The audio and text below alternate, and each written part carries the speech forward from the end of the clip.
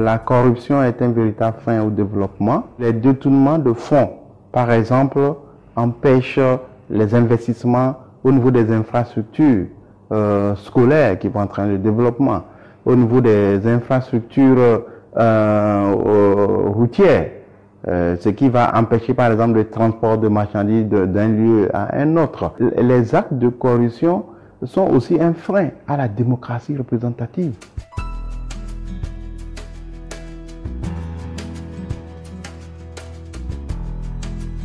Les Nations Unies demandent à ce que les gouvernants soient des modèles, qu'il faut que les plus hautes autorités donnent l'exemple, la fermeté de la lutte contre la corruption, à travers leurs propos, à travers les actes qu'ils prennent tous les jours.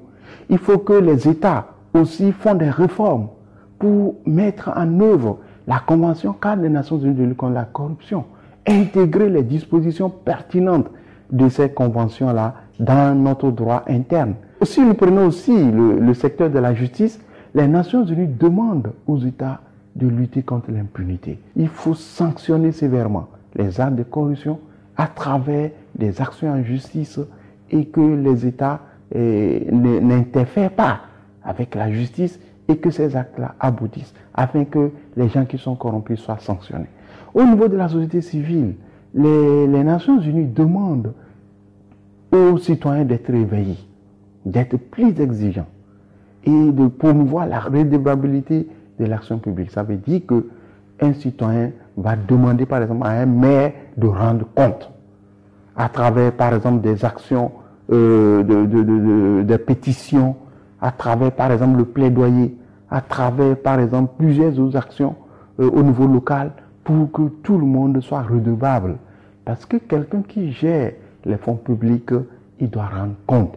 Et donc les Nations Unies invitent donc la société civile à jouer pleinement leur rôle et aussi les citoyens à s'engager. Et voilà, ensemble, tous unis, nous pouvons lutter donc contre la corruption.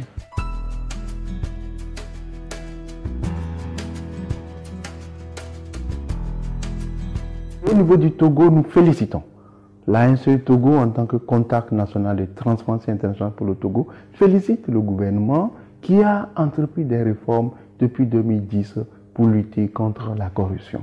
Ces réformes-là ont entraîné, n'est-ce pas, l'amélioration du cadre juridique et législatif. Mais malgré ces réformes, et vous savez, avec le dernier rapport Ibrahim Mo, le Togo a été félicité, fait partie des pays, les deux pays où il y a plus de réformes en matière de gouvernance, de manière très innovante. Mais en dehors de ces réformes, nous invitons le gouvernement à poursuivre les réformes et à sanctionner pour que le Togo devienne un modèle en matière de lutte contre la corruption.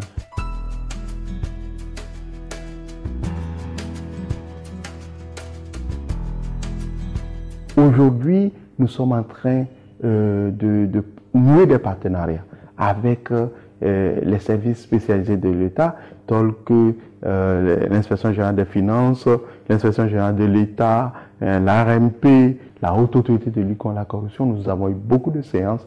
Donc après ces partenariats, il y a une étude qui va voir quels sont les actes de corruption qui ont été introduits au tribunal depuis 2010 et comment cela a été étudié. Cela va nous permettre de voir quels sont les obstacles dans la lutte contre l'impunité. De ce rapport maintenant, nous allons identifier des cas que nous allons soumettre devant les tribunaux en partenariat avec la haute autorité de lutte contre la corruption. Nous comptons sur le gouvernement pour appuyer, pour collaborer étroitement afin que nous puissions lutter contre la corruption. Lutter contre la corruption, c'est dégager des ressources nouvelles, des ressources pour les investissements dans le secteur de l'éducation, dans l'eau et l'assainissement et la lutte contre la pauvreté. Et donc l'atteinte des objectifs de développement durable pour lesquels le Togo s'est engagé.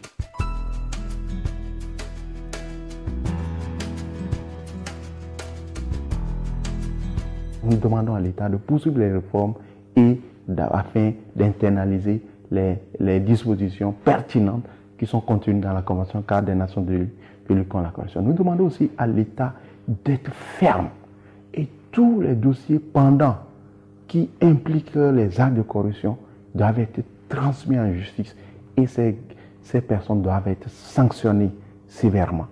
Nous encourageons le gouvernement dans la voie qui a été engagée et nous mettons à la disposition du gouvernement pour travailler ensemble.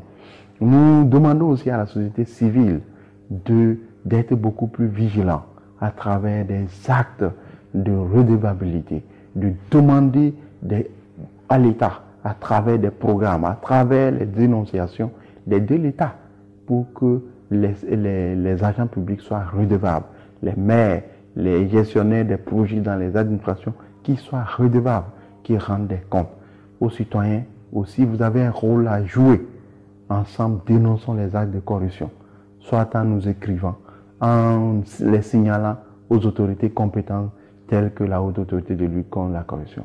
Ainsi, tous nous serons unis pour lutter contre la corruption.